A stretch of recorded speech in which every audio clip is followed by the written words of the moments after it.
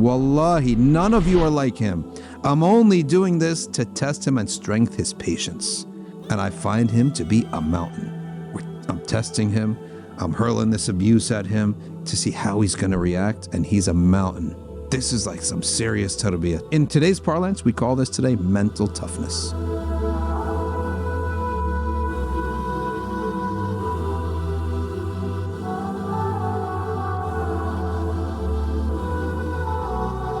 Bismillah ar-Rahman ar-Rahim. Welcome back to the stories of the Awliya as we continue on lessons from Abdul Qadir al-Jailani, reading from Imam al-Dhahabi's book Siyar A'lam al-Nubala, volume 20, page 446 again. And now we go back to Ahmed Dbas. Ahmed Dbas was Abdul Qadir al-Jailani's sheikh and murabbi. He didn't just teach him knowledge, he taught him character, and he taught him sabr.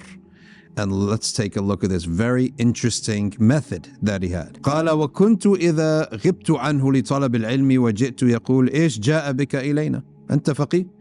He said that he used to attend to Ahmed Dbas for spiritual development, and he used to seek his fiqh elsewhere.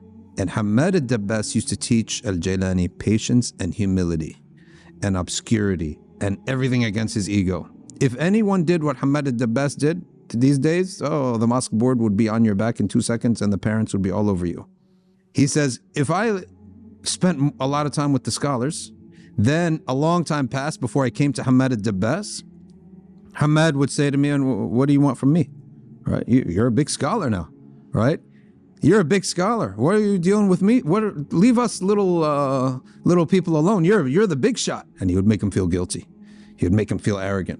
Al-Jailani would have to humble himself. He said, I would be quiet. Yeah. And Jailani, Dbas was like, go be with the famous shuyukh. Forget us. We're little people here.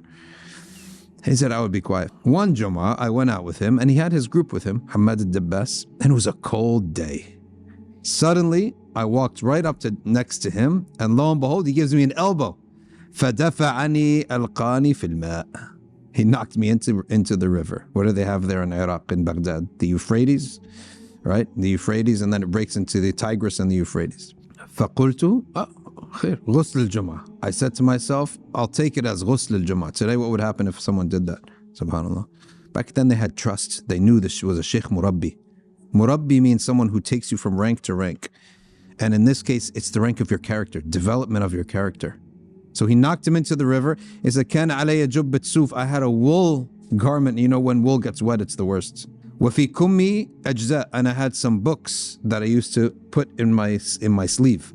So I just lifted my sleeve so it doesn't get wet. And then I intended غسل الجمعة.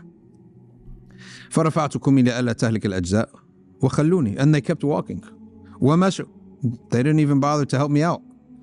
So I came out, I took my jubbah off, I squeezed it, and I ran to catch up with them. تأذيت بالبرد كثيرا. I was extremely cold. I was harmed by this cold. وكان الشيخ يؤذيني ويضربني.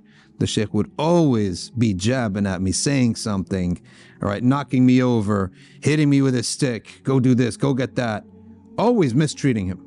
SubhanAllah, what is this? Ajib. And if I came, he would say, oh, subhanallah, we had so much bread. He says here, al-khubz al-kathir wal-faludaj. We had bread, we had meat, we had faluda, but we ate it all. We didn't leave any for you. We knew you were coming, but we still didn't eat it. Subhanallah. ما خبأنا لك وحشة عليك. So what happens now? فطمع في أصحابه. Okay. Now the other students start ganging up on him, right?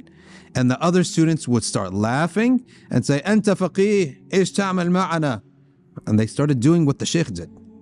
Ahmed Dbas would pour all this abuse on al-Jailani. And now the other students start doing this and saying, oh, what are you doing with us? You're the big shot. Go with the big shots. Leave us alone. Okay. Then فَلَمَّا رَآهُمْ يُؤْذُونَنِي. When Ahmed Dbas saw them doing that, he became angry. He says, Ya kilab, you dogs. Okay, why are you talking like that to him? Wallahi, none of you are like him. I'm only doing this to test him and strengthen his patience. And I find him to be a mountain. Okay? I'm testing him. I'm hurling this abuse at him to see how he's going to react. And he's a mountain. And this is like some serious tarbiyah, toughness, mental. In today's parlance, we call this today mental toughness. Okay. You want to call it spiritual toughness. You want to call it tarbiyah. Umar ibn Khattab says, "Ikhshaw shinu fa inna an-ni'ma la tadum." Be rough around the edges. In other words, have the ability to suffer a little bit. Have the ability to be knocked around a little bit. Have the ability to be disappointed, to be pushed around, to be sent to the back of the line. You should have that ability. That shouldn't break us. And this is a huge message in the softest country in the world, probably in the history of the world.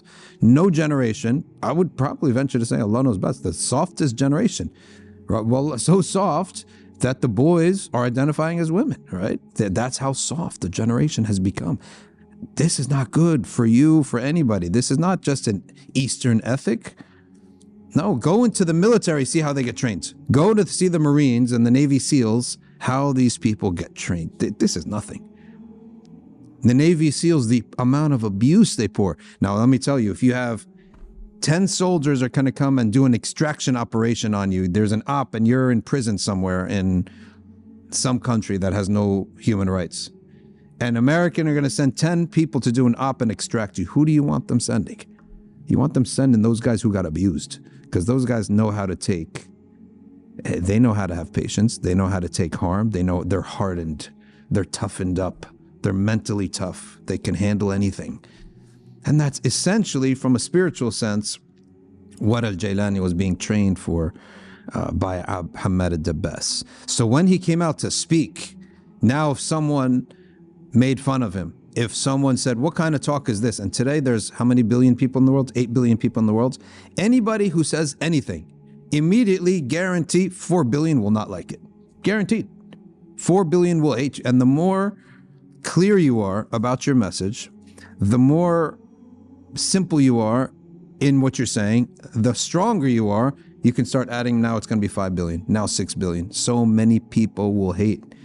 Is there a person hated on the earth more than the Prophet ﷺ? I hate to say that, but look at the cost he's paying. The Prophet ﷺ is paying a heavy cost. Hindus despise the Prophet, Christians despise the Prophet, Jews despise, atheists despise, but he's also the most loved person on the earth. Is there another person on the earth who's more praised than Sayyid al-Kawnayn? He brought a very clear, truthful message, and he's loved for it, and he's hated for it. There's a price to pay. Nobody could just be loved and not hated. So Al-Jailani's being prepared. You're going to give speeches, people are going to hate you. No doubt about it, he had big enemies. It's not all as we say here, he was loved by so many. There is no way ever that you could be loved without being hated. It has to happen. That it's almost like an equal and opposite reaction. Prophet ﷺ, I hate to even say the word that he's hated, but this is the truth. To see that this are not enviable to be a prophet. It is not an enviable position. It's a position you would never want. We would never bear 1.1% of the abuse, of the least abuse that any prophet has gotten. Sallallahu alaihi Sayyidina Muhammad wa ala alihi wa sahbihi. If you like these videos, you can catch more of them at Safina Society's YouTube channel, and you could study with us online at arcview.org.